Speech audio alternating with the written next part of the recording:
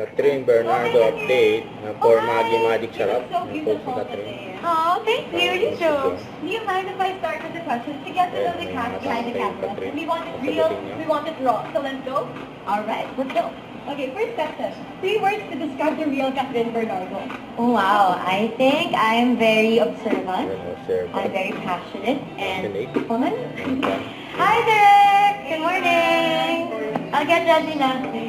So, if you could only listen to one song for the rest of your life, what would it be? Oh, that's a hard one. Maybe Kiss It Better by Rihanna. What's the strangest rumor you've heard about yourself? That I'm pregnant? How about the most embarrassing thing that's happened during a live performance or event?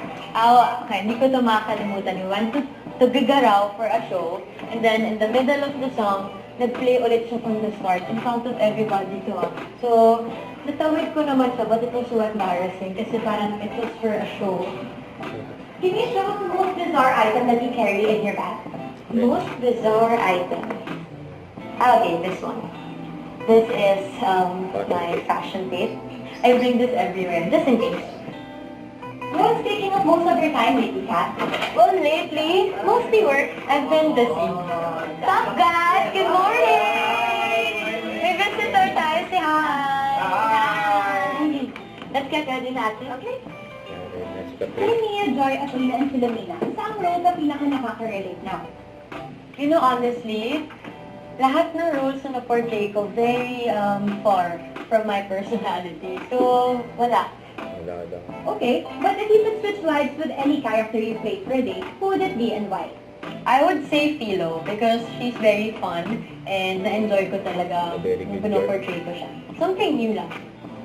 Now, Kat, can you tell us, what's the funniest behind-the-scenes moment you've had recently?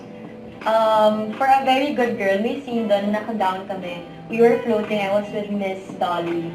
Then they had to put floaters kasi hindi kami maka-float kasi na naka-down kami. So may tinape lang sila ditong floaters. I find it so funny. And how about the craziest thing you've done on a film set? Craziest, nako, madami.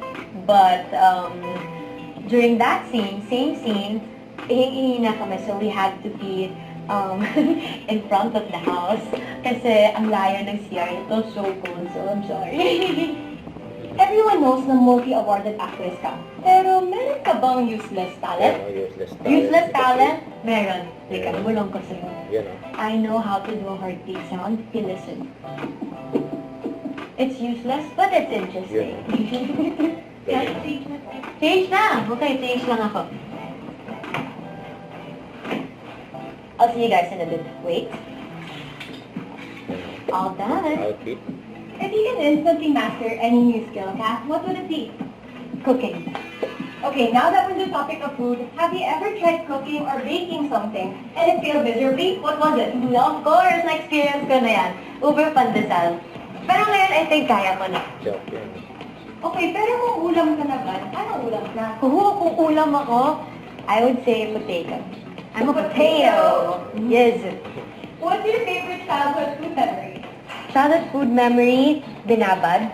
So, sikat yun na dish sa Cabanatuan, my province. It's like pork chop, but a better version of that.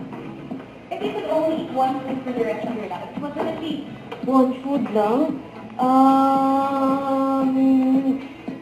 Beef tapa. How about the weirdest food combo that you actually secretly love? Gatas ng kalabaw, ipapour mo yan sa white rice with tuyo. You have to try it. Weird, pero masarap siya. What's your go-to comfort food after a bad day?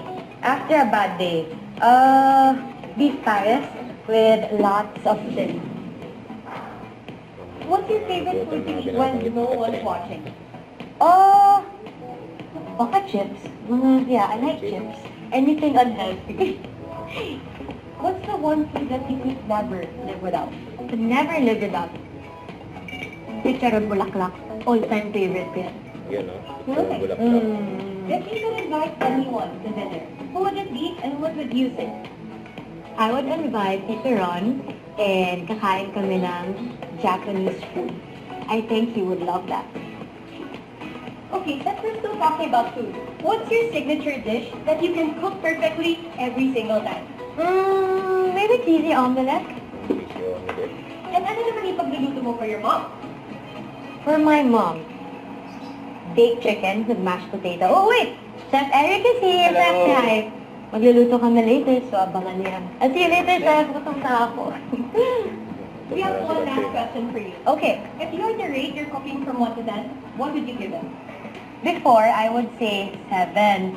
Pero ngayon, may bago ako na-discover that can make my cooking a 10. This is my newest partner, Maggie Magic Sarap. Believe me, this is like magic dahil hindi nyo na kailangan ng iba. Kaya come join me on my cooking journey with my newest partner, Maggie Magic Sarap. And together, let's discover kung paano na ito mas napapasarap ang mga lutuin. Yun, no? Magi sarap. Cook with Katrina. Huwag kalimutan mag-subscribe, click ang notification bell para update po ang future reaction vlog. Bye guys, thank you for watching.